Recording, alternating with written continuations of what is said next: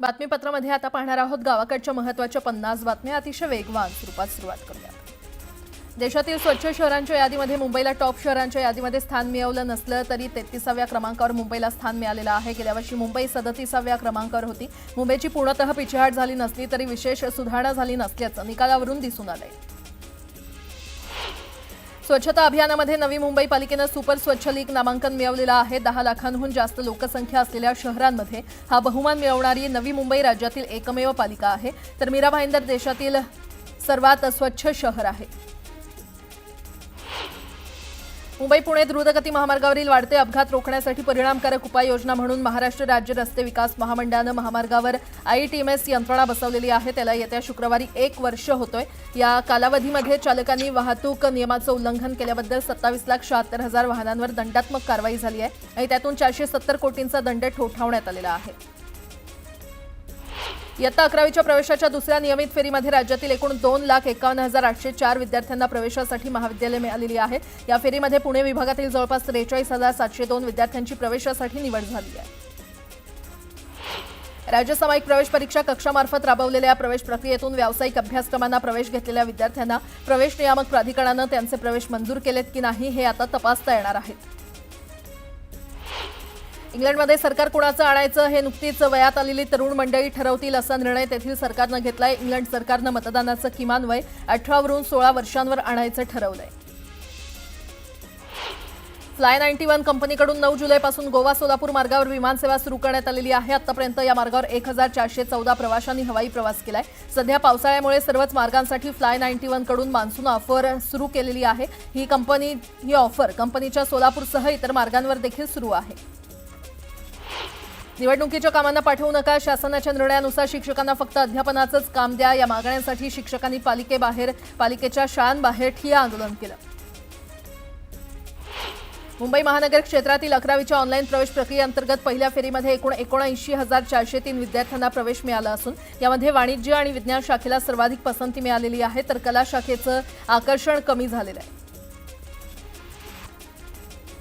मुंबईमध्ये विविध ठिकाणी बांधण्यात येणाऱ्या आकांक्षी शौचालयाच्या बांधकामात घोटाळा झाल्याचा आरोप करण्यात आल्यानंतर या प्रकरणी मुंबई पालिकेच्या अतिरिक्त आयुक्त अश्विनी जोशी यांनी चौकशी करण्याचे आदेश दिलेत। तसंच या कामांना स्थगिती द्यावी असे आदेशही विधानसभा अध्यक्ष राहुल नार्वेकर यांनी दिले।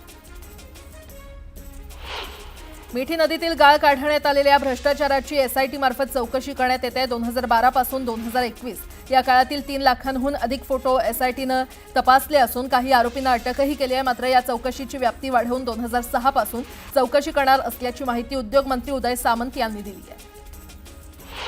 मुंबईमध्ये एकूण 96 इमारती अतिधोकादायक आहेत। अतिधोकादायक इमारतींचा पुनर्विकास करण्यास कुणीच तयार नसेल तर म्हाडा संबंधित इमारत ताब्यात घेऊन पुनर्विकास करेल अशी घोषणा मंत्री शंभूराज देसाई यांनी विधान परिषदेत केली। मुंबईसह ठाणे आणि रायगडमध्ये प्रचंड लोकप्रिय असलेला दहीहंडीचा सण महिन्याभरावर आलेला आहे आणि अशातच महाराष्ट्र सरकारकडून गोविंदांना खुशखबर मिळाली आहे। शासनाकडून गोविंदांना मिळणाऱ्या विमा कवचात वाढ करून ते सुमारे 1.5 लाख गोविंदांना देण्यात यावे अशी मागणी करत दहीहंडी समन्वय समितीनं मुख्यमंत्री फडणवीसांची भेट घेतली आणि त्यानंतर मुख्यमंत्र्यांनी यासंबंधीचे निर्देश दिलेले आहेत। गोंदिया जिल्ह्यामध्ये लाडकी बहीण योजनेला चांगला प्रतिसाद मिळाला होता। दरम्यान यात बोगस लाभार्थ्यांनी योजनेमध्ये सहभागी होत पैसा लाटल्याचा आरोप झाल्यानंतर शासनानं अशा महिलांना शोध सुरू केला होता। यानंतर जिल्ह्यातील सुमारे 26,927 महिलांनी लाडकी बहीण योजनेचा लाभ सोडून दिलाय। सांगलीतील वसगडेमध्ये शेतकऱ्यांनी थेट रेल्वे रुळावर बसून आंदोलन केलं। जमिनीच्या मोबदल्यासाठी मागणी करून देखील रेल्वे प्रशासनानं दुर्लक्ष केल्यानं शेतकरी आक्रमक झाले। उजनी धरणात सध्या दौंडवरून 11,000हून अधिक क्युसेकची आवक जमा होते आहे। धरण सध्या 95% भरल्यानं पूर नियंत्रणासाठी उजनीतून भीमा नदीमध्ये सोडण्यात आलेला विसर्ग वाढवून तो 15,000 क्युसेक करण्यात आलाय। सातारा जिल्ह्यामध्ये यावर्षी पर्जन्यमान अधिक असल्यानं मोठ्या प्रकल्पात पाणीसाठा वेगानं वाढलेला आहे। कोयना धरणात देखील 1.5 महिन्यात जवळपास 63 TMC पाण्याची आवक झाली आहे तर 3.5 TMC पाणी विसर्गाद्वारे सोडण्यात आलंय। सध्या कोयना धरणात 77 TMC साठा आहे। नागपूर ते नाशिक रेल्वेनं प्रवास करणाऱ्या प्रवाशांसाठी मध्य रेल्वेनं एक खुशखबर दिली आहे। रेल्वे प्रशासनानं ट्रेन ऑन डिमांड या योजनेच्या अंतर्गत पुढच्या आठवड्यात या मार्गावर 2 एकेरी गाड्या चालवल्या जाणार आहेत। प्रवाशांची वाढती गर्दी लक्षात घेता मध्य रेल्वेनं हा निर्णय घेतलेला असून 23 आणि 24 जुलै रोजी या गाड्या धावणार आहेत। मुंबई गोवा महामार्गावर संगमेश्वर तालुक्यातील ओझरखोलमध्ये भीषण अपघात झाला। एसटी बस आणि मिनी बस यांच्यामध्ये हा अपघात झाला। मिनी बसचा चालक गंभीर जखमी झाला असून अनेक प्रवासी जखमी झालेले आहेत। अपघातामुळे महामार्गावरची वाहतूक ठप्प झाली होती। वर्षा निवासस्थानी मुख्यमंत्री देवेंद्र फडणवीस यांनी गुरुवारी पश्चिम विदर्भातील आमदारांबरोबर बैठक घेतली। स्थानिक स्वराज्य संस्थांच्या दृष्टीने सर्वच विभागातील भाजपच्या आमदारांसोबत त्यांनी संवाद साधला। बैठकीला अमरावती विभागातील सर्व भाजपचे आमदार उपस्थित होते। सोबतच भाजप प्रदेशाध्यक्ष रवींद्र चव्हाण आणि महसूल मंत्री बावनकुळे यांची देखील उपस्थिती होती। ज्ञानेश्वरी मुंडेंनी पोलीस प्रशासनाला इशारा दिल्यानंतर खासदार बजरंग सोनावणे यांनी संताप व्यक्त केलाय। त्यांना एवढे टोकाचं पाऊल उचलावं लागतंय ही शर्मेची बाब आहे। जिल्हाधिकाऱ्यांनी सुद्धा यामध्ये लक्ष घातलं पाहिजे अशी मागणी त्यांनी केली। लास वेगास इथे सुरू असलेल्या फ्रीस्टाईल बुद्धिबळ ग्रँड स्लॅम स्पर्धेमध्ये भारताचा युवा ग्रँडमास्टर आर प्रज्ञानन यानं उल्लेखनीय कामगिरी केलेली आहे। भारताच्या युवा बुद्धिबळपटून नॉर्वेचा ग्रँडमास्टर आणि बुद्धिबळ जगतातील अग्रमानांकित मॅग्नस कार्लसन याचा चौथ्या फेरीत पराभवाचा धक्का दिला। तर प्रज्ञानननं फक्त 39 चालीमध्ये बुद्धिबळाच्या पटलावरील नंबर 1 खेळाडूला मात दिली। राष्ट्रवादी काँग्रेस शरदचंद्र पवार पक्षाचे आमदार जितेंद्र आव्हाड आणि सत्ताधारी भाजपचे आमदार गोपीचंद पडळकर यांच्यातील वादाचे विधानभवनात तीव्र पडसाद उमटले। दोन्ही नेत्यांच्या कार्यकर्त्यांमध्ये थेट विधानभवनाच्या लॉबीमध्ये हाणामारी झाली। यामुळे विधानभवन परिसरात मोठा तणाव निर्माण झाला होता। जयंत पाटील आणि जितेंद्र आव्हाडांनी मुख्यमंत्री फडणवीसांची भेट घेतली। पडळकरांच्या कार्यकर्त्यांवर कारवाई करण्याची मागणी यावेळी जितेंद्र आव्हाड यांनी केली। विधानभवन परिसरात झालेल्या राड्यानंतर जितेंद्र आव्हाडांनी महसूल मंत्री बावनकुळे यांच्याशी बातचीत केली आणि त्यानंतर आमदार गोपीचंद पडळकरांना महसूल मंत्री चंद्रशेखर बावनकुळे यांनी बोलावून घेतलं। विधानभवन परिसरातील हाणामारीची घटना चुकीची असल्याची प्रतिक्रिया मुख्यमंत्री देवेंद्र फडणवीसांनी दिली। राड्यासंदर्भात विधानसभा अध्यक्षांनी कारवाई करावी असं वक्तव्य फडणवीसांनी केलं। विधानभवनाच्या लॉबीमध्ये झालेल्या राड्याची विधानसभा अध्यक्षांनी गंभीर दखल घेतली। विधानभवनातल्या पोलिसांकडून विधानसभा अध्यक्ष राहुल नार्वेकरांनी अहवाल मागवलेला आहे। मकोकातील आरोपी विधानभवनात येऊन हाणामारी करतात, आपल्याला मारण्याचा प्लॅन होता असा आरोप जितेंद्र आव्हाड यांनी केलाय। गेल्या 3 दिवसांपासून नजर ठेवली जाते, शिवीगाळ आणि धमकीचे मेसेज देखील येत आहेत असं आव्हाड यांनी माध्यमांशी बोलताना सांगितलं। मुख्यमंत्री हे प्रकरण गांभीर्यानं घेतील अशी खात्री देखील त्यांनी व्यक्त केली। सभागृहाची एक मान मर्यादा आहे, एवढ्या वर्षात आम्ही कधीही असा प्रकार पाहिला नाही। मुख्यमंत्री देवेंद्र फडणवीस गुंड प्रवृत्तीच्या लोकांची पाठराखण करतात असा आरोप करत काँग्रेस नेत्या यशोमती ठाकूर यांनी विधानभवनातील राड्याप्रकरणी प्रतिक्रिया दिली। उद्धव ठाकरेंनी मुख्यमंत्री फडणवीसांची भेट घेतली। दोघांमध्ये 20 मिनिटं चर्चा झाली। त्रिभाषा धोरण हिंदी सक्तीबाबत ठाकरे आणि फडणवीसांमध्ये चर्चा झाली। हिंदीची सक्ती हवी कशाला हे पुस्तक ठाकरेंनी फडणवीसांना दिलं। हेच पुस्तक समिती अध्यक्ष नरेंद्र जाधव यांना द्यावं असंही ठाकरेंनी मुख्यमंत्र्यांना सांगितलं। तर विरोधी पक्षनेते पदाबाबत देखील चर्चा झाल्याची माहिती आहे। काँग्रेस प्रदेशाध्यक्ष हर्षवर्धन सपकाळ आणि काँग्रेस आमदारांनी उद्धव ठाकरेंची भेट घेतली। हर्षवर्धन सपकाळ, सतेज पाटील, विजय वडेट्टीवार या 3 नेत्यांनी उद्धव ठाकरे यांची भेट घेतली। जनसुरक्षा विधेयकाच्या संदर्भात राज्यपालांची भेट घेण्याबाबत या भेटीमध्ये चर्चा झाली। जुन्या वादातून 2 गटात झालेल्या सशस्त्र हाणामारीमध्ये 8 जण जखमी झाल्याची धक्कादायक घटना अकोल्यातील कृषीनगर भागात घडल्या। हाणामारीमध्ये 1 जण गंभीर जखमी असल्याची माहिती समोर आली आहे। बदलत्या काळात आता बैलांची जागा मोटारसायकलनं घेतली आहे। बैलजोडीचे वाढत चाललेले दर आणि चाऱ्याचा प्रश्न यामुळे अकोल्याच्या बोरगाव मंजू शिवारातील एका शेतकऱ्यानं चक्क मोटारसायकलला डवरे बांधून डवरणी केली। राज्य सरकारनं नवीन दारूच्या दुकानांना परवानगी देऊ नये। ड्रग्जबाबत राज्य सरकारनं लक्ष घालावं, नाहीतर नवीन पिढी प्रचंड अडचणीत येईल। सशक्त लोकशाहीच्या विरोधात जो कायदा असेल त्याच्या विरोधात मी आहे अशी प्रतिक्रिया खासदार सुप्रिया सुळे यांनी दिली आहे। नवी मुंबई महानगरपालिकेनं स्वच्छतेच्या क्षेत्रात पुन्हा एकदा आपलं वर्चस्व सिद्ध केलेलं आहे। स्वच्छ सर्वेक्षण 2024 मध्ये 10 लाखांपेक्षा अधिक लोकसंख्येच्या शहरांमध्ये सुपर स्वच्छ लीग या नव्यानं तयार करण्यात आलेल्या विशेष श्रेणीमध्ये मानांकन मिळवलेलं आहे। यामध्ये समाविष्ट होणारे नवी मुंबई हे महाराष्ट्रातलं एकमेव शहर ठरलंय। पुणे जिल्ह्याच्या शिरूर तालुक्यामध्ये विविध ठिकाणी विद्युत ट्रान्सफॉर्मर चोरीच्या घटना वाढलेल्या आहेत। याच पार्श्वभूमीवर पोलिसांनी मोठी कारवाई करत डीपी चोरी करणाऱ्या टोळीतील आरोपींना अटक केली आहे। भिवंडीच्या नाशिक महामार्गावर मनसे आणि ठाकरेंच्या शिवसेनेनं आंदोलन केलं। पडघा टोल नाक्याजवळील सर्व्हिस रस्त्याची दुरुस्ती करण्यासह विविध मागण्या करण्यात आल्या। मागण्या पूर्ण करण्याची मागणी यावेळी करण्यात आली। दरम्यान आव्हाड आणि पडळकरांमधील वाद आजचा नाही तर पावसाळी अधिवेशनात यापूर्वी देखील दोघांमध्ये शाब्दिक चकमक झाली। 11 जुलैला विधानभवन परिसरात पडळकर जात असताना आव्हाडांनी घोषणा देत पडळकरांना डिवचलं होतं, तर 16 जुलै म्हणजेच विधानभवन परिसरात कारचा दरवाजा लावण्यावरून पडळकर आणि आव्हाडांमध्ये बाचाबाची झाली होती। यावेळी शिवीगाळ देखील झाला होता। या वादावरून आव्हाड समर्थकांनी पडळकरांविरोधात ठाण्यामध्ये आंदोलन केलं होतं। याच वादाचे पडसाद काल विधानभवनात उमटले आणि दोन्ही नेत्यांचे कार्यकर्ते विधानभवनाच्या लॉबीमध्ये भेटले।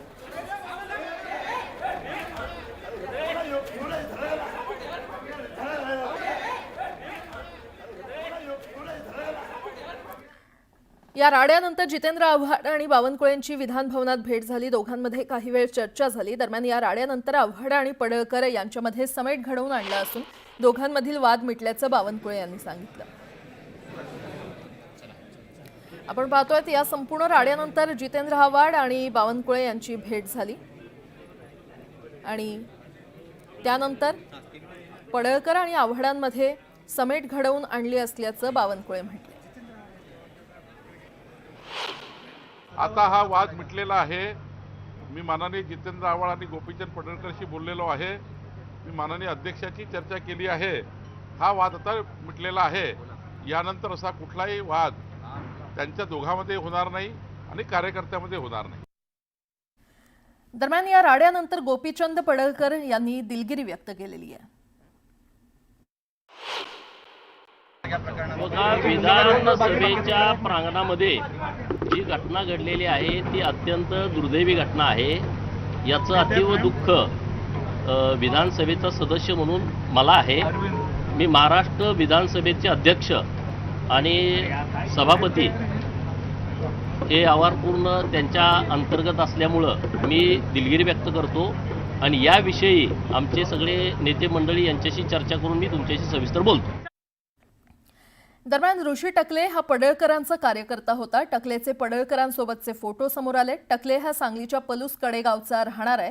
तो हिंदुस्थान शिवमल्हार संघटनेचा सांगली जिल्हाध्यक्ष असल्याची माहिती मिळते। गेल्या 3-4 वर्षात त्याची पडळकरांचा कट्टर समर्थक अशी ओळख निर्माण झाली असून ते पडळकरांसोबत कायम असतो असं बोललं जातंय। मुंबईमध्ये पावसाळी अधिवेशनादरम्यान पडळकरांसोबत तो विधानभवनात आल्याचं बोललं जातंय। दरम्यान टकले हा मकोकातील आरोपी असल्याचा गंभीर आरोप जितेंद्र आव्हाड यांनी केलाय। सरळ सरळ नीतींवर हल्ला करण्यात आला आणि त्यांचं प्लॅनिंग मला मारण्याचं होतं। कोण होते माणसं, कोण आहेत? हे काय कार्यकर्ते होते? हे सगळे खुनातले, दरोड्यातले मकोकाचे आरोपी आहेत। मकोकाचे आरोपी विधिमंडळात येतात, हल्ले करतात।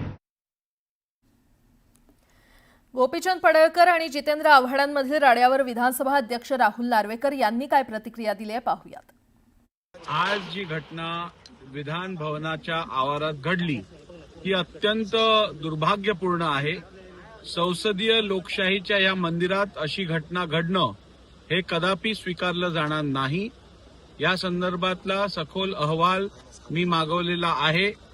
तो बघितल्यानंतर वाचल्यानंतर मी पुढील कारवाई संदर्भातली घोषणा सभागृहात करेन। आणि आता पुढची बातमी पाहूयात। विधानभवन परिसरात काल दुपारी झालेल्या राड्याचे पडसाद रात्रभर उमटले। आमदार जितेंद्र आव्हाड यांचा कार्यकर्ता नितीन देशमुखला पोलिसांनी रात्री 12 वाजता विधानभवनात अटक केली। मात्र ही गोष्ट जितेंद्र आव्हाड यांना कळताच ते तात्काळ विधानभवन परिसरात पोहोचले आणि पोलिसांच्या गाडीसमोर कार्यकर्त्यांसह ठिय्या दिला। या आंदोलनामध्ये सहभागी होण्यासाठी आमदार रोहित पवार देखील दाखल झाले होते।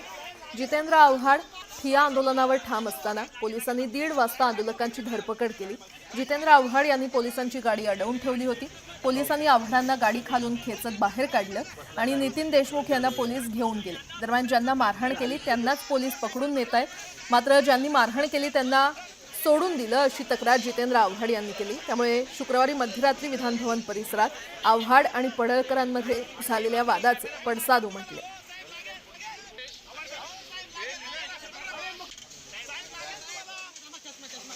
स्थिती चांगली आहे, पण मला माहिती आहे 3 महिन्यापूर्वी त्याच्या पोटाचं ऑपरेशन झालं होतं। पोटामध्ये काही त्याच्या गॉल ब्लॅडरचं ऑपरेशन झालं होतं। त्याच्यामुळे त्याचं पोट दुखतं आहे आणि ज्या पद्धतीने मारला मला भीती वाटते की काही रक्तस्राव वगैरे आतमध्ये झाला असेल तर मी डॉक्टरला सांगून आलो त्याला व्यवस्थित तपासून घ्या.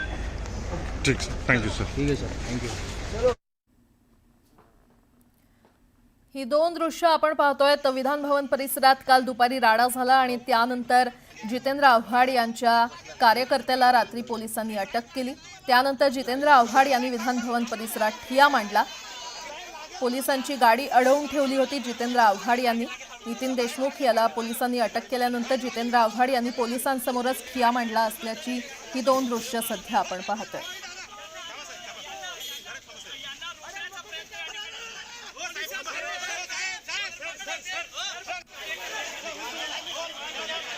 काल दिवसभर हा सगळा राडा झालेला आहे. काल दुपारी विधान भवन परिसरातल्या लॉबीमध्ये राडा झाला आणि त्यानंतर रात्री नितीन देशमुख याला अटक करण्यात आली आणि त्यामुळे जितेंद्र आव्हाड लगेचच विधान भवन परिसरात पोहोचले. जितेंद्र आव्हाड यांचे कार्यकर्ते देखील आक्रमक झाले होते. जितेंद्र आव्हाड यांनी पोलिसांसमोरच ठिय्या दिला आणि त्याचीच ही दृश्य आपण पाहतोय. जितेंद्र आव्हाड यांचे कार्यकर्ते नितीन देशमुख याला रात्री काल अटक करण्यात आली आणि त्यानंतर जितेंद्र आव्हाड आक्रमक झालेले पाहायला मिळाले. विधान भवन परिसरात काल दुपारी झालेल्या राड्याचे पडसाद हे खरं तर रात्रभर उमटले. आमदार जितेंद्र आव्हाड यांचा कार्यकर्ता नितीन देशमुखला पोलिसांनी रात्री 12 वाजता विधान भवनात अटक केली. मात्र ही गोष्ट जितेंद्र आव्हाड यांना कळताच ते तात्काळ विधान भवन परिसरात पोहोचले आणि पोलिसांच्या गाडीसमोर त्यांनी कार्यकर्त्यांसह ठिय्या दिला. या आंदोलनामध्ये सहभागी होण्यासाठी आमदार रोहित पवार देखील दाखल झाले होते. जितेंद्र आव्हाड हे ठिय्या आंदोलनावर ठाम असताना पोलिसांनी 1:30 वाजता आंदोलकांची धरपकड केली. ही सगळी दृश्य आपण पाहतोय. जितेंद्र आव्हाड यांनी पोलिसांची गाडी अडवून ठेवली होती. अगदी आझाद मैदान असेल, मरीन ड्राईव्ह पोलीस स्टेशन असेल, त्यानंतर थेट तुम्ही जे रुग्णालयात आलात, काय सांगाल? एक तर पोलीस अधिकाऱ्यांनी आम्हाला फसवलं. आमचं फक्त एवढंच मत होतं की 1.5-2 महिन्यापूर्वी नितीन देशमुख यांचं एक ऑपरेशन पोटाचं झालं होतं. पोटाला तुम्ही आत्तासुद्धा बघितले टाके आहेत आणि तिथंच आज दुपारी जेव्हा मारामारी झाली होती, जे गुंड आले होते बाहेरून आणले होते, तर त्या ठिकाणी पोटावर मार आला होता. ब्लिडिंग असेल असं आमचं मत होतं आणि कार्यकर्त्यांसाठी आव्हाड साहेब हे विचारत होते पोलिसांना. आम्हाला फक्त विचारायची तब्येत कशी आहे, काय परिस्थिती आहे आणि ह्याच्यासाठी आमचे 3-4 तास तिथं घालवले. त्याच्यात मग आता आम्ही यांना भेटलो. नितीन देशमुखांची तब्येत ठीक आहे, पण हा टोटली अन्याय आहे. भेदभाव मोठ्या प्रमाणात केला गेला आहे आणि सत्तेचा वापर हा दुर्दैवाने या विधिमंडळामध्ये झालाय. भेदभाव बाहेरून गुंड आणून आव्हाड साहेबांना मारण्याचा प्रयत्न तिथं केला होता, पण आव्हाड साहेब तिथं सापडले नाही म्हणून नितीन देशमुखांना तिथं मारलं. हे अतिशय दुर्दैव आहे, काळा दिवस आहे आपल्या सर्वांसाठी.